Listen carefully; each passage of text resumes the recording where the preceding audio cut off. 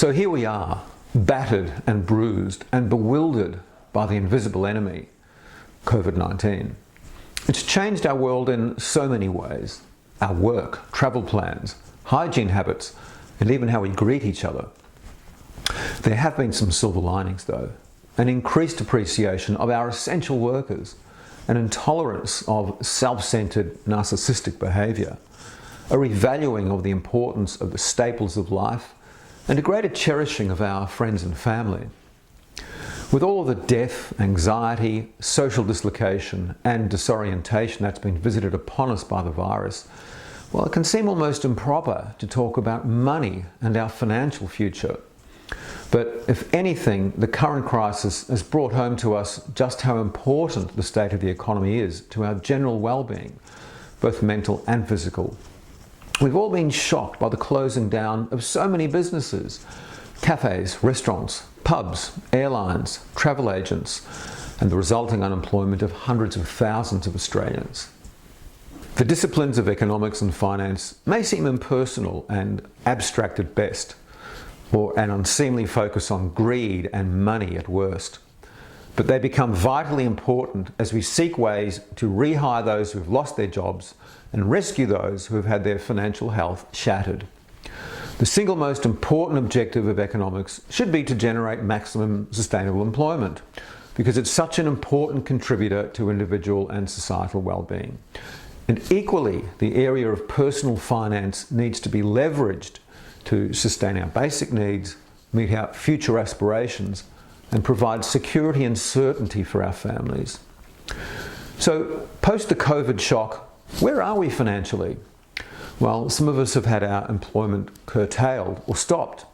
Many of us are concerned that we may lose our jobs. Share markets have crashed, and dividends and interest rates on cash deposits have been cut, smashing our personal wealth, our superannuation, and possibly our retirement plans. Housing values are starting to slip and may fall further. Investment properties may have reduced rental yields, and our wage income is likely to be stagnant at best. All of that, especially coming so suddenly and unexpectedly, can reduce us to a state of shock and dazed hopelessness. And given the rapidity of the virus's onset, that's entirely to be expected.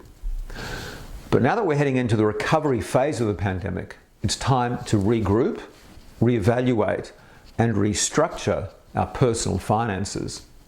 One key lesson of the recent shock is the adage, whether or not you have a financial planner, you need a financial plan. And the best way to kick this off is to either establish or review your two key sources of personal financial information: your family budget and your assets and liabilities. And with this information, you should identify or reassess your financial goals and objectives and your future financial projection. And why do that? To take control of your personal financial future. Your pre-COVID plans may well have been affected by the post-COVID situation. And if you leave those plans intact without taking account of this brave new world we're in, well, you may be in for a nasty shock.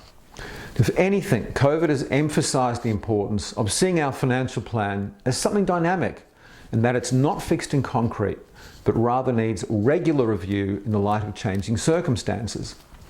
And here's a step-by-step checklist of what to look out for.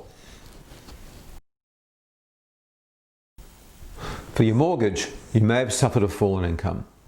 So you can consider asking your mortgage provider for a discount on your interest rate, to make interest-only repayments, or for a deferral on payments until your income recovers. You could also consider moving any savings to an offset account if it's available in your mortgage product, or move part of your mortgage from a variable to a fixed rate if those are lower.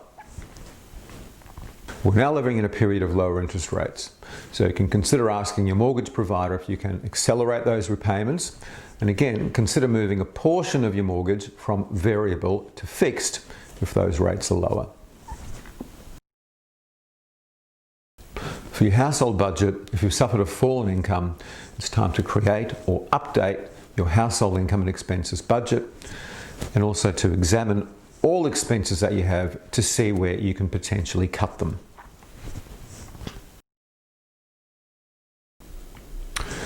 For an emergency cash fund, the COVID crisis has certainly highlighted the importance of having one. So you can consider establishing or adding to an emergency cash fund, which should be at least 3 months worth of your expenses. For your property investment, your tenant may have stopped paying rent because there's now a moratorium on evictions. You can consider negotiating with them for a partial rent payment at least, or negotiate with your mortgage provider for repayment relief. For your share investments, the value of your portfolio has probably fallen. So you can consider reviewing your portfolio for the risk-reward implications from the COVID-19 crisis. You can also look at potentially adding to your portfolio of quality stocks at what are now lower prices. You may have found that your dividends have been reduced or even eliminated. So you can consider switching to more resilient dividend-paying stocks. For your superannuation, the government has allowed for an early release entitlement. So you can consider withdrawing up to $20,000 in the current and next financial year from your super fund. For your retirement plans, you may have suffered lower asset values or perhaps even a loss of current income. So you can potentially look at deferring your retirement to allow for asset values to increase, or to start planning for a more modest retirement income. For the debt that you're carrying, the COVID crisis has highlighted the risk of carrying too much debt. So you can look at reducing that debt wherever possible. For your wages and salary, there may be a risk of your employer cutting wages, or in some cases jobs. So you can look at investigating how you can diversify your income, either with a new job, getting a part-time job, or even looking at ways where you can create a side hustle. For your rent, you may have experienced a fall in income. So you can start negotiating with your landlord to see if they will lower or defer the rental payments until your income starts to recover. So now that the nature of the new normal is becoming more apparent, it's time to reorient your financial journey to take account of the post-COVID-19 landscape. And if you want the tools to help guide you, just email us here.